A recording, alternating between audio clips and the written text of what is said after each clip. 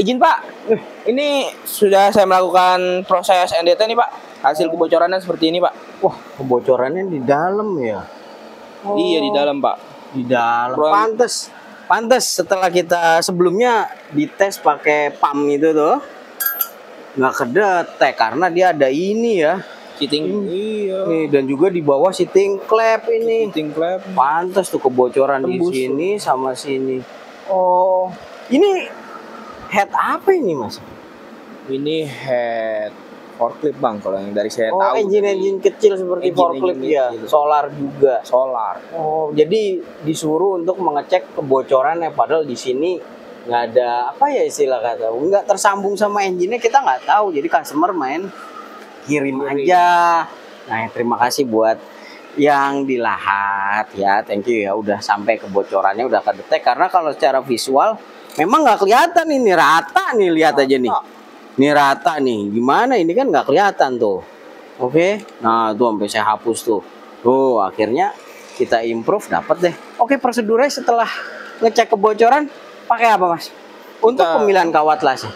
Oh, untuk pemilihan kawat lasnya ini kan head engine pasti lebih keras. Lebih keras dibanding bloknya ya. Bloknya.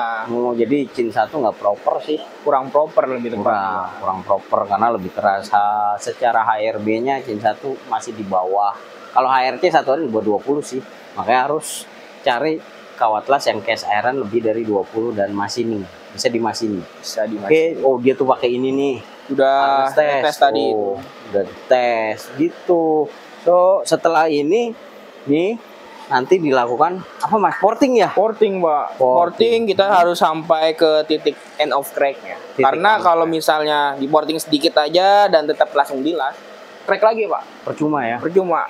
Malah banyak udah saya lakuin tuh. Parah dah pokoknya. Oh, gak bisa sembarang. Udah berpengalaman ya. Oke, dilanjut lagi deh ya.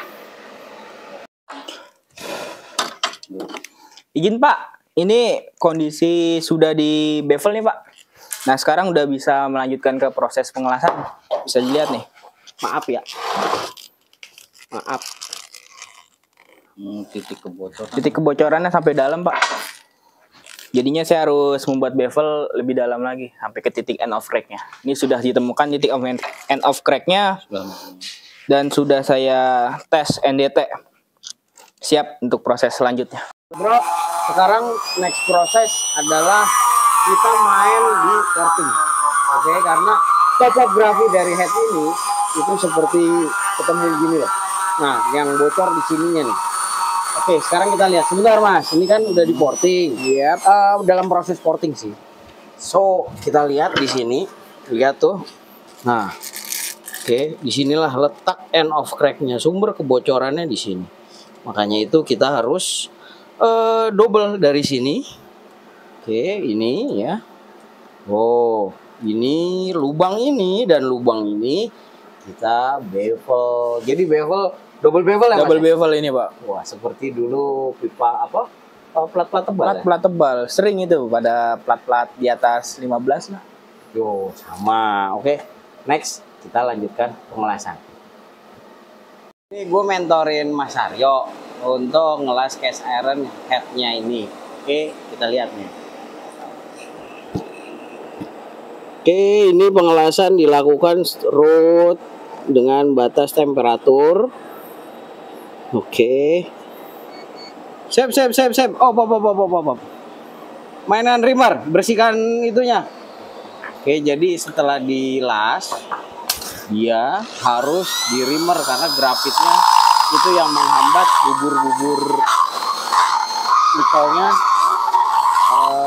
kurang menempel. Gitu bro, jadi Mas Aryo masih terus setelah sampai selesai ya. Tunggu lagi. Bro, ini sambil gue mentorin untuk pengelasan cast iron head ini udah dilakuin sama Mas Aryo nih, ya kan? Jadi prosesnya setelah dilas itu di porting, ya kan? Setelah di porting di NDT, ya kan? Setelah di NDT, kelihatan nggak bocornya?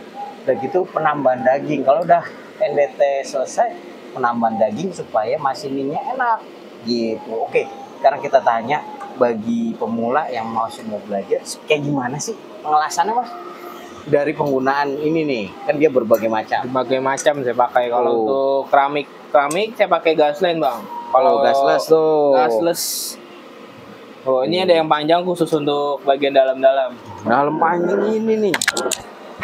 Nah, kan ini dia masuk tuh. Nah, makanya pakai yang panjang, nggak bisa yang standar. Terus apa lagi Mas? Kenapa pakai gasless sih? Karena dorongannya lebih kuat pak. Oh, lebih Dalamnya ada kuat. saringannya kalau bisa dilihat. Oh, ke fokus dia. Gitu loh. Terus dari ini dilihat nih penambahan daging ini, apakah ada undercut apa tidak? Gimana tuh ceritanya Mas? Pada Oh. waktu pengelasannya. Pas saya lihat itu ada crack ya bang. Awalnya saya kira wah ini cracknya dalam ini. Iya, iya, Nah iya. habis itu saya porting, taunya itu hanya sebatas kecil dikit doang gitu. Cuil, Nah kecuil. saya porting, saya las, ya nggak terlalu dalam ternyata pak. Nggak terlalu dalam, tapi bukan crack ya itu ya. Bukan crack itu. Sekedar undercut aja ya. Ya seperti undercut. Seperti undercut ya, karena dia berpori ya. Makanya kalau clean nggak bersih seperti crack, padahal enggak. Nah disinilah penambahan daging gini, dia juga ampere nggak boleh terlalu tinggi ya. Ampernya nggak boleh tinggi dan juga harus stabil.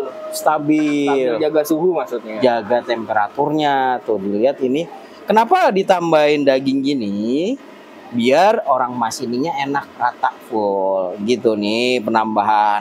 Oke, bisa dilihat kalau ada yang pengen komen aja. Memang nggak setiap itu bisa gue bales. Tapi ya gue mohon maaf, setidaknya kita sharing-sharing. Saya juga berlatih bagaimana sih untuk cast iron dari orang yang belum tahu apa sih ilmu logamnya ini terdiri dari apa nih apa. Makanya saya berlatih untuk diri saya sendiri supaya bisa sharing, kalau bisa ngajarin orang. Pasti. Akan ada saatnya. Akan ada Dicoba saatnya. dari anak sendiri dan dia udah mahir untuk ini, tinggal machining. Untuk porosity dan lain saya jamin nggak ada, karena setiap penambahan sedikit dia porting, penambahan dikit dia porting, dan di NDT.